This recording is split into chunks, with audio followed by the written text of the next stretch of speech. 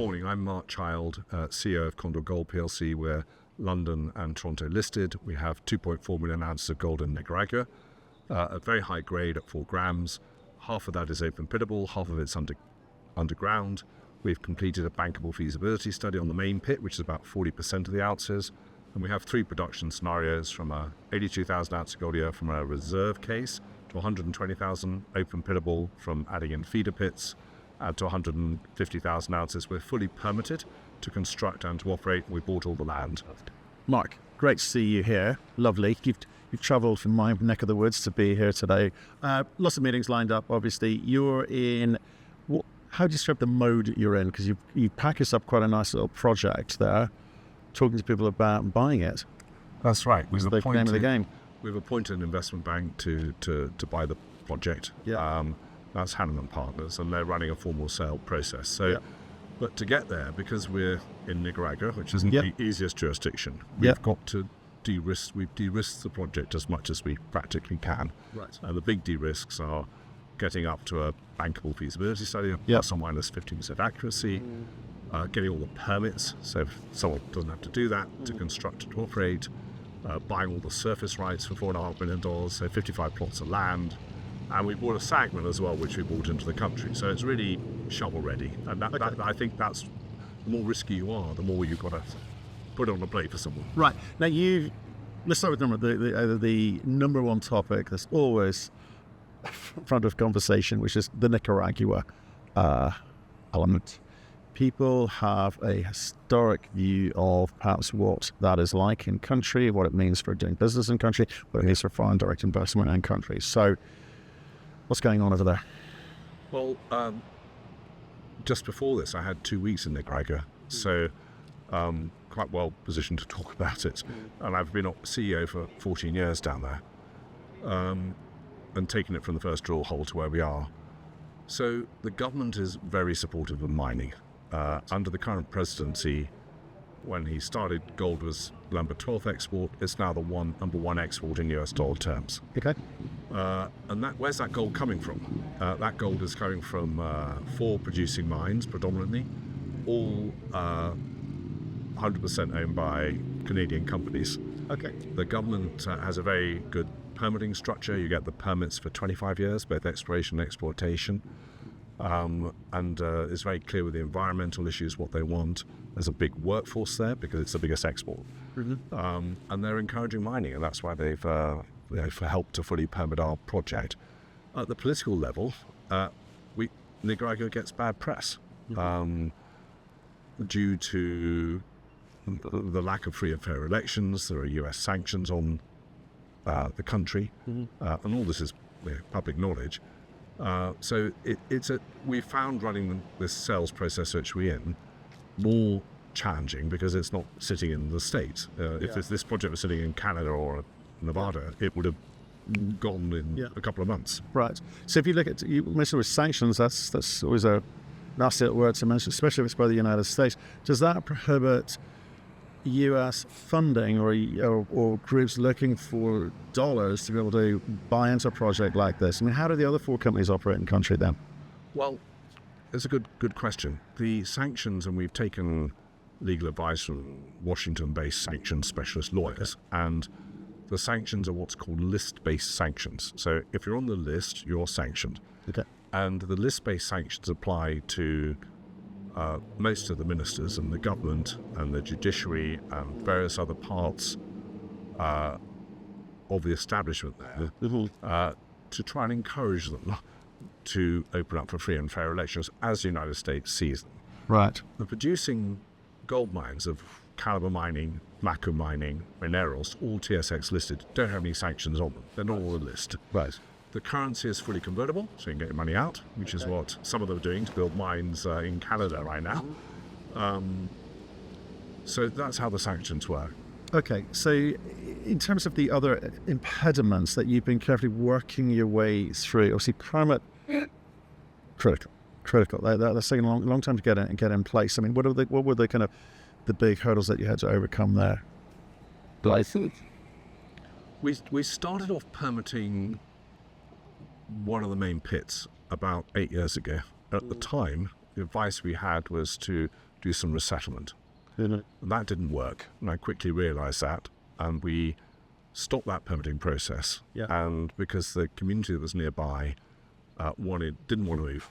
It was their mine. They live on the mine. Yep. It's an old mine that their parents, grandparents mined and closed in 1956, and they would feed off the mine, as they see it, and a Latin culture, a lot of little industries and coffee shops. So we then got it fully permitted without any resettlement whatsoever, and there's a berm, or a barrier of a kilometre long and 5 to 10 metres high between that old mining village that wants to return to its glory days of being rich and prosperous with a mine there.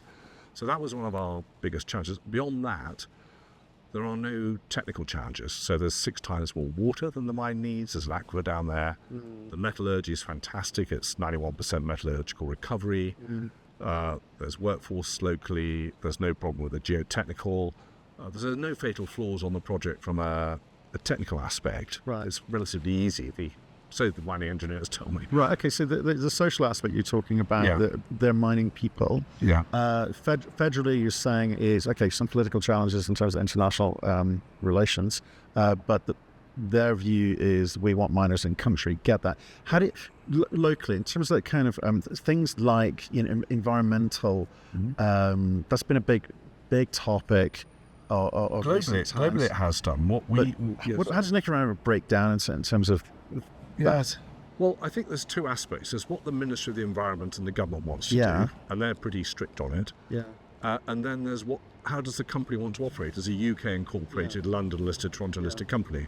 So we did several years ago have an investment by the IFC, and to do that, part of investment of the World Bank, and to do that you have shareholder agreements, and you've got to get your environmental and social standards to what's called the IFC performance standards, which we comply with. Okay. So they put consultants in there, and that's actually helped us massively. It's a great thing to do. Yeah. So I would say our project at feasibility level is world class in terms of the standards we as a British company do to World Bank standards on environmental and social. So there's 2 aspects to it.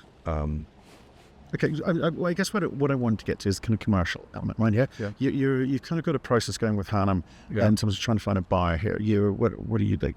40 million GB, so 50-ish plus US market cap company. Yeah. It's been fairly flat across the board. People are waiting to see how you move this thing along, right? So you've recently done an economic study. Can you give some of those numbers? And I'd like to have the conversation based on that. Okay, certainly. We did our feasibility study, which is plus or minus 15% accuracy on the single Landier open pit. That gives you 82,000 ounces of gold per annum. We did that at $1,600 gold. So what we tried to show on a presentation on the website today is what happens if gold's at $2,000? $400. So $800 gold. And basically the EBITDA number just out of that reserve pit more than doubles to about $750 million. So because we've got very high grade open pit, 2.6 grams head grade, there's a multiplier effect with the higher gold price coming through. So basically our operating costs don't change much, and that extra ounces is just falling straight through to the bottom line. So it's highly, highly economic. If we take, that's just for 82,000 ounces of gold a year. If we go to the 120,000 ounces of gold a year, again, the EBITDA number doubles to about 1.3 billion. If we go to the other one with open pit and underground for 150,000, we get to an EBITDA of 2.3 billion, which is astonishing for a company with a market capitalization of 60 million. Admittedly, those other studies are scoping level PEA, but we have got the feasibility there. But it's suggesting that the margins are good too. At the end of the day, very high. That's what people care about. Are you making money or not? So if someone's coming in and going, if I buy this from you, from the capex, the opex, am I going to be making money at today's prices? The answer seems to be yes. Some good IRRs in there. Well, you make money you'd have a 23% IRR on the reserve pit at 1,600. So you're making quite good money there. And you have a 30-40% IRR at 1,500 on the other cases. So now the IRRs are 100%. The paybacks are 6 months. So there's an absolute multiplier. The bottom line, if someone looks at the numbers, is that it's too good a project not to be built. There's too much money there for somebody. How do we value companies? Well, most people will look at the NPV level and the discount rate to future cash flows. Now, all Toronto companies have to use 5% discount rate. You need a higher rate for Nicaragua because of the political risk. Yeah, but it's not 8, it's not 10, it's probably more, right? It might be, but that's subjective, and some people say don't even put a discount rate on it. Yeah. But ultimately, we have a market capitalization. So what is the market saying about us? $55, $60 million. We can say that bears no resemblance whatsoever to the NPV numbers, which we can get from 350 million on an FS to 900 million. So there's a massive disconnect. There's no, it's divorced from reality because of the political situation. It is, and I think, however a potential acquisitor wants to validate DCF, whatever mechanism they use, based on your studies, they're going to have to do some technical assessment, and that's going to be saying to me, right, okay, the way that you have designed this and what your views on what is and is not possible, and they may discount that too. But the big thing is, has anyone built a mine in Nicaragua recently? Are there going to be roadblocks to that? Will I be able to build this thing if I come in? Whatever the price may be, right? And your answer to that is, they're pro-mining. There are miners in the country. Has anyone built anything? What would be, because we see stories about NGOs blocking people, all sorts of train wrecks. Well, the good news from that side is there aren't any NGOs, environmental NGOs. So you get a lot of problems from, as you've seen in Panama and other parts. But in a strongman regime, if the presidency supports the project, oppositors of the project from are often not against the project because of environmental grounds. They're against it because the president supports it. So it becomes So the NGOs in Nicaragua, rightly or wrongly, are de minimis to not there, and that, from an operating perspective, is a positive. We don't have the anti-mining brigade there, so they're not going to get it stopped from that perspective. Okay. Are there people in the data room now? Yes. We have about at least 8 companies under CA. We have another one coming under shortly. And I've got 15 meetings with big gold producers here. Okay. And they don't accept my meetings unless they might have some interest, because they're busy people. Yeah, so clearly, well, I'll say that. Do they all have the balance sheet necessary to build this thing out? And remind me what the kind of capex to... the capex for the FS is $105 million US. So it's not crazy either. Small. Wow. So lots of groups that could manage that. Yes. Those are independently done by SRK Consulting in Denver in the UK, and an engineering firm in Australia called GR Engineering Services has done front capex numbers. Okay, fine. So have people been in there a while, or is this something that is... Well, we have a rotation coming through. We get site visits, people look at it, people go away. The technical teams in a couple of cases have loved it. They put it forward, it gets up to the board, and the board says, oh, it's Nicaragua. So we've had a couple of those where there's full recommendation. People love the geology, they love the upside, they love the studies that we've done, they love the way we've de-risked and put on a plate for them, and then we've hit a couple of blocks. Which is unfortunate. Everyone's got their own profile and risk profile, right? Out there, and that'll be fine for some and not for others. So do you see this thing ending up in the hands of sort of the Eastern groups, private groups, non-North American focus? Possibly. Was that... Possibly. I think the logical buyers could be anybody who's already operating there, because they've accepted Nicaraguan risks. 3 listed Canadian companies that are operating there. So there could be economies of scale for them, there could be synergies and so forth. So that's one possibility. Then some people in Toronto listed, probably not going to be US listed, but Toronto, there are many mining companies operating in complete dictatorships in Africa, from Mali to Burkina Faso to Sudan to Niger to so on. So we can talk about Nicaragua, but mining companies do quite often have a lot of experience of operating in challenging jurisdictions. I don't think it's off the table completely, but it probably is off the table for most. Right. So let's look at your current share. And therefore the Middle East, China, the Stans, South America, Mexican privately held groups in Latin America. Seems more likely. Yeah, I that's don't what know. you're saying. That's what I'm asking, but you can't say. Yeah. Okay, just so your existing shareholders and anyone perhaps be looking at this thing today, if you can get a transaction agreed, Yeah. for your current shareholders, that's obviously quite exciting because definitely 50 million US market cap versus what you potentially could get for this thing. That's a great step change in value of their shares today, potentially, right? Yeah. So how do you structure a deal like that one? Because no one's going to want to hear you say, I managed to get a 20% premium to today's share price. Least of all you, probably. Well, least of all me after 14 years being with this. So. Right. And least of all our major shareholder, Jim Mellon, who's got 26%, is chairman, and is leading the sale negotiations. So actually, even as CEO, I'm very much in a back seat. So you're selling the asset, not the company. Well, we said we're selling the asset, but that may or may not flip into a takeover of the company. Okay, but they get valued differently in a way. There are reasons under the AIM code that we've said we're selling the asset, which is Rule 6 under the takeover code in the UK. Yeah. And we are selling the asset, just to be clear. Sure. It doesn't stop somebody saying, by the way, we actually want to pay you in paper. And then the question for the shareholders is reverse due diligence on the acquirer. And then it flips into a code transaction, which we'd have to announce if it happens. And then you're going to be saying, does 1 and 1 make 5 or 10? And because I think that may happen because most people raising money for Nicaragua might be challenging. So if someone just writes a check out for the asset and then another check out to build it, if they're offering paper for the asset or company, they're conserving their cash, probably from existing producing mines, to actually go and build the mine in Nicaragua. Right. And therefore your overall capex number goes down.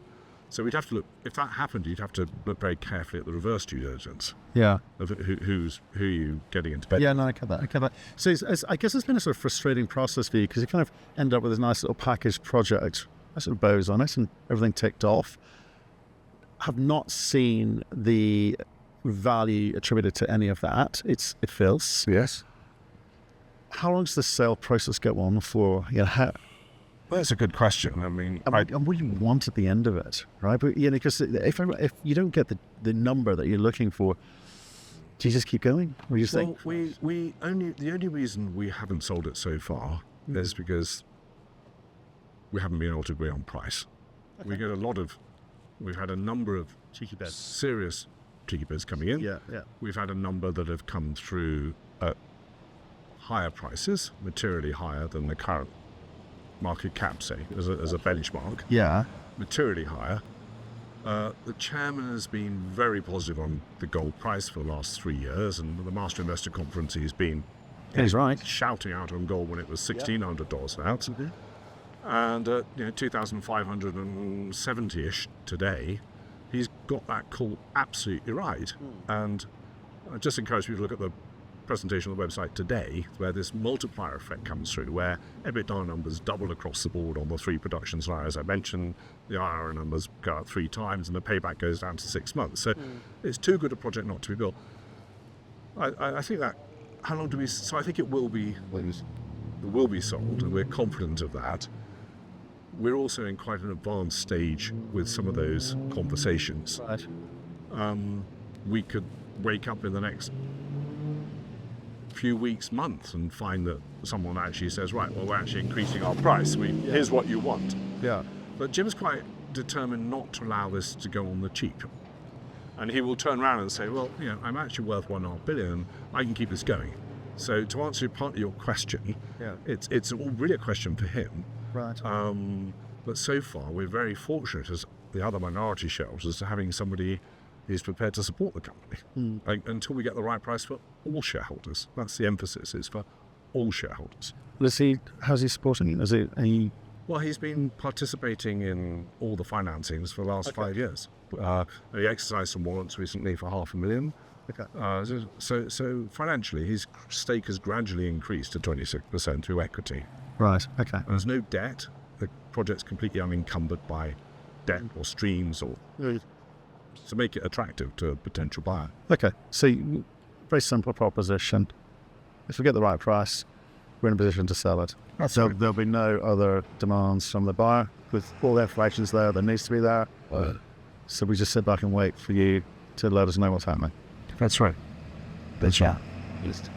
I'll wait. We need a little bit of luck.